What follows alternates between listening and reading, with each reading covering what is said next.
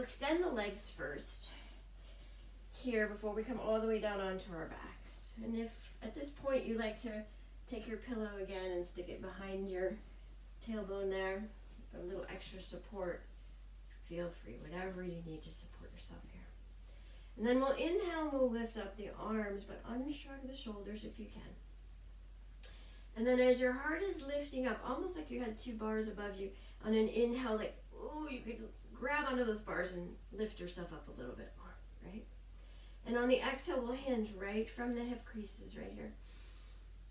And then we'll lengthen along the spine again at the inhale. And then we'll exhale and we'll come in a little deeper, right? Inhale again and we'll come in a little deeper. But we're extending through the spine on each inhale. Now, grab whatever's there for you. Toes, ankle, shins, calves. If this is where you're at, it's perfectly fine. And then with a straight back, try not to round in at this moment. Extend your heart. Draw your toes back if that's what you've grasped onto. And exhale and bow in a little deeper.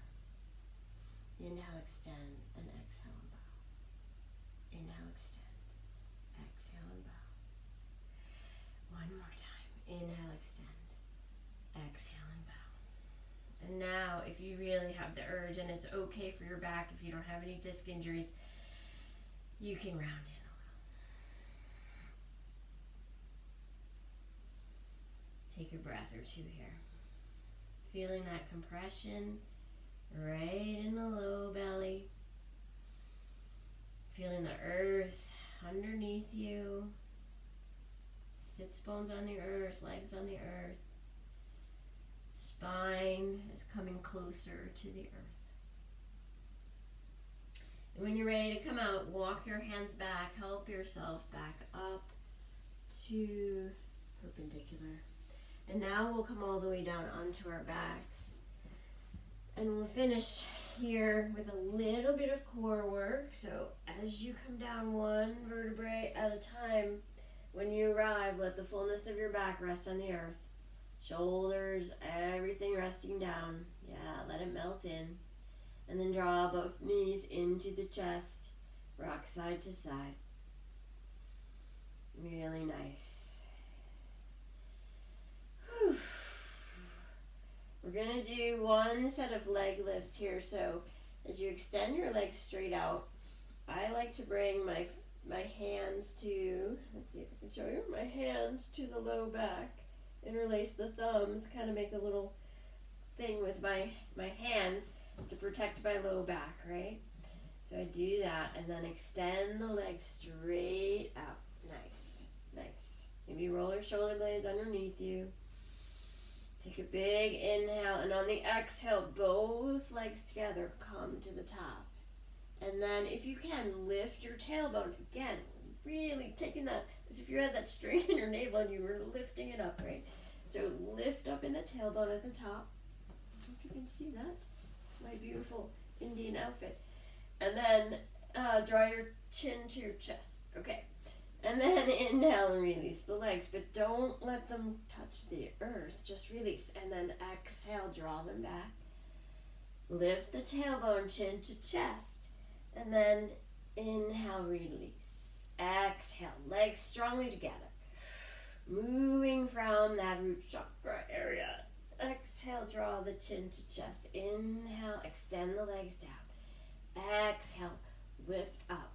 Draw the tailbone up, chin to chest. Let's do 3 more.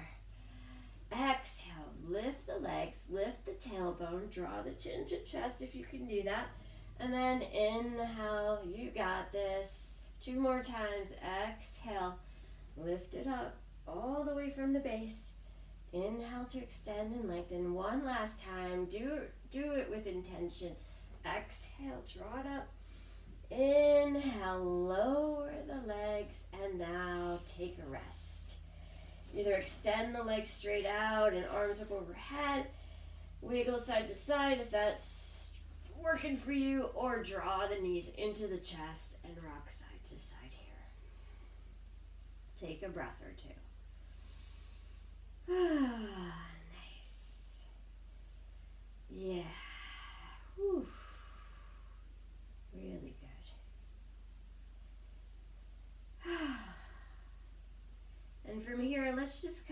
into our inversion pose. We can draw the legs straight up. I feel like a nice restorative inversion that's very grounding would be helpful. So either bringing the block or a book or under your pillow, under your tailbone there, under your sacrum, and then actually under the sacrum, a little harder in the tailbone, and then send your legs straight up the wall. And really, I have a lot of wall space here. I could easily go to the wall and actually lay my heels on the wall itself. The other thing is, if you feel like it would just be what you need today, a happy baby would be a great option today to really low to the ground. Come into that inversion. Another really great option for today, just giving you a few different things to try, is if you do come to the wall, you could do frog pose. Sort of like happy baby, but against the wall. Sending your feet to the wall, toes out, and then knees out. And sometimes you have to play with how close to the wall you get. Yeah, and then you can get a nice stretch in the inner thighs here in frog pose. So wherever you've decided to land for the next few moments, whether it's in a full inversion, happy baby, frog pose to the wall, give yourself a few more breaths now. Allowing the breath to deepen and slow. Supporting us in this inversion, whatever version you're in. A few more breaths.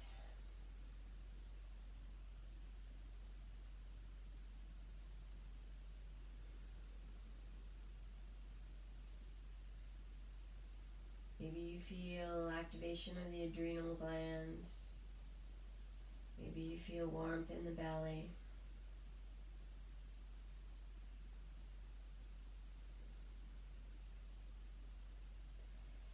Take another breath or two. Put me on pause if you need a little more time, however much time you need. And then when you're ready, we'll come down from whatever inversion or end of your practice. And then we'll make our way to the mat for Shavasana. And I will lead us through a chakra focused meditation as we come into Shavasana. So I'll invite you to come down into Shavasana on your mat. And I'm going to come back to a seat here in a moment so I can lead you through. But come on down with me to Shavasana. If you need any props here, you like a bolster under your knees, or a blanket, or an eye pillow, or a face cloth over your eyes. It's whatever you need. And as you first come into your Shavasana, allow the arms to come out to the side, palms up in a receiving mudra. And if that doesn't feel right to you today, you can bring both palms to either the belly or the belly and the heart. Again, maybe a more grounding gesture. Or sometimes I really like to put a blanket or a pillow just right on my belly. It makes me feel like the earth is holding me down. Feels really nice and comforting, especially if I'm feeling anxious or insecure. It's a really nice gesture. So find your comfortable spot in Shavasana, someplace where you can just let go and relax, no gripping.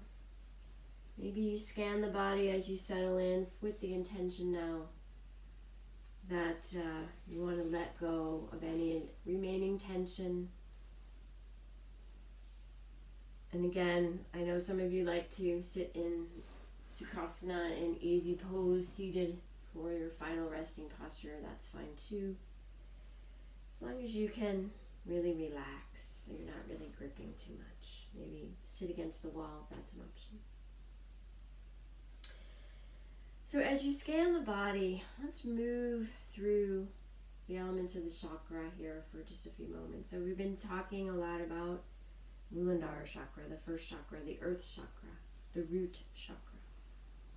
So find that in your body. See if you can send your awareness to feel the energy that's emanating from the root chakra, located there at the base of the spine.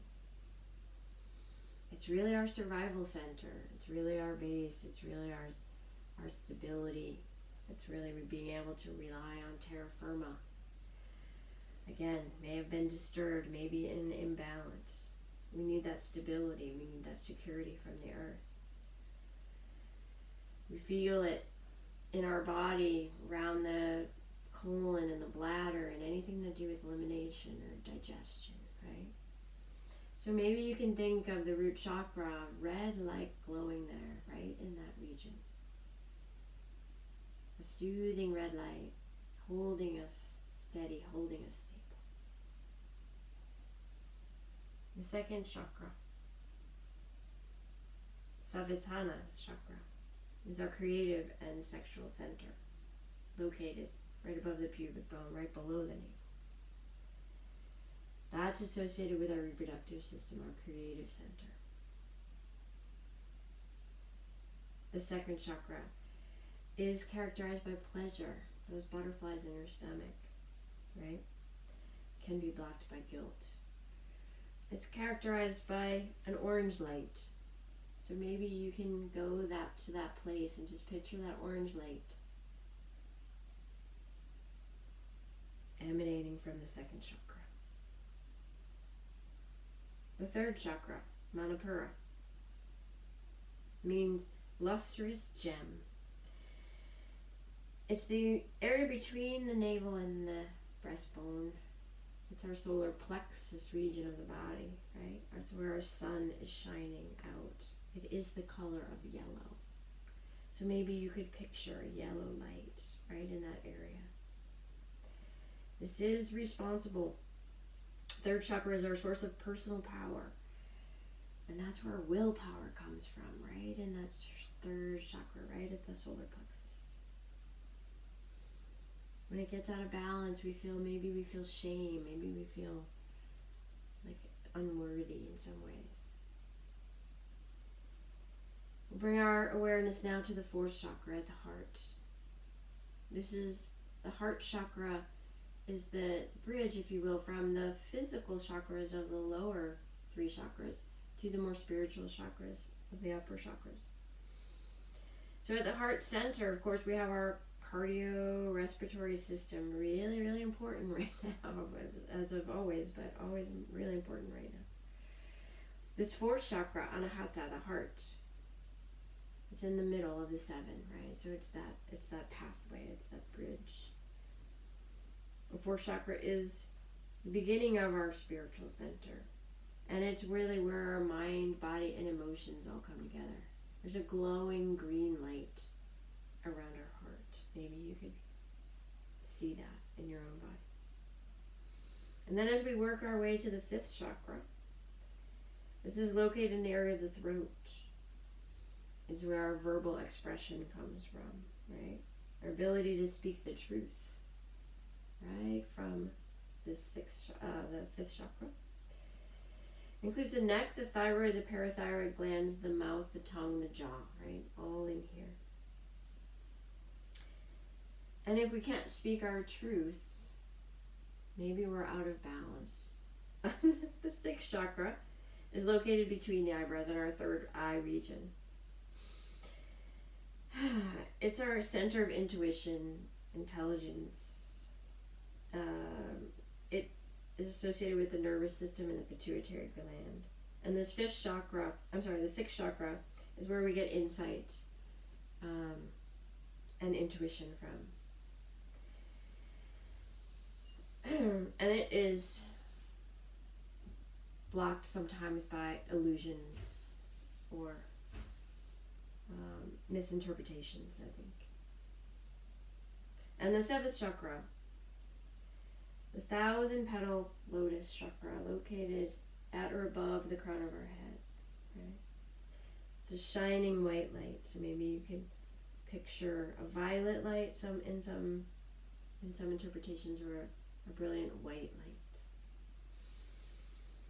So this chakra is where enlightenment comes, where we feel there's the spiritual consciousness and the full being come together.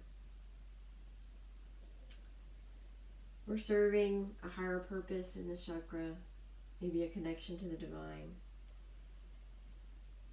And if we feel like we're blocked, it may be because we have a lot of earthly attachment.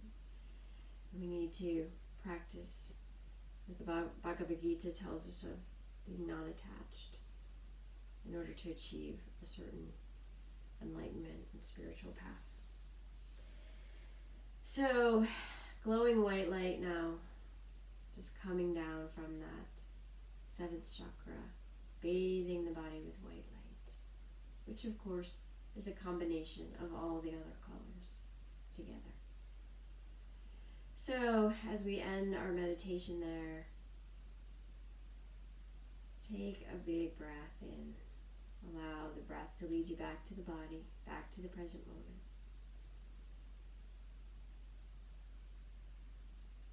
Maybe begin a little movement of wiggling fingers and toes. Maybe a little stretching.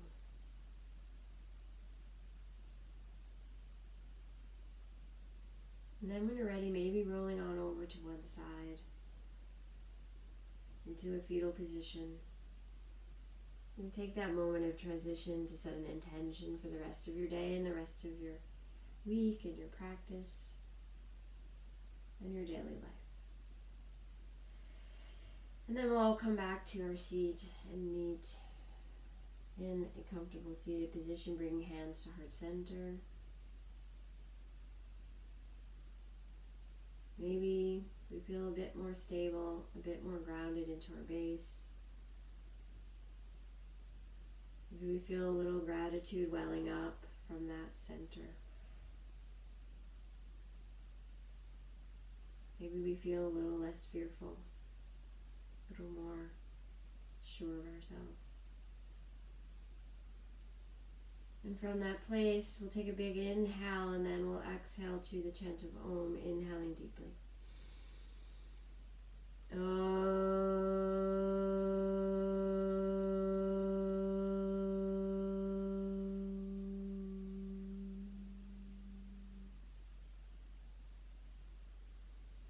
May you be safe, may you be healthy, may you be happy, and may you live at ease.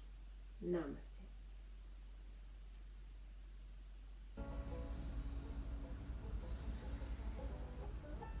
Thank you for joining.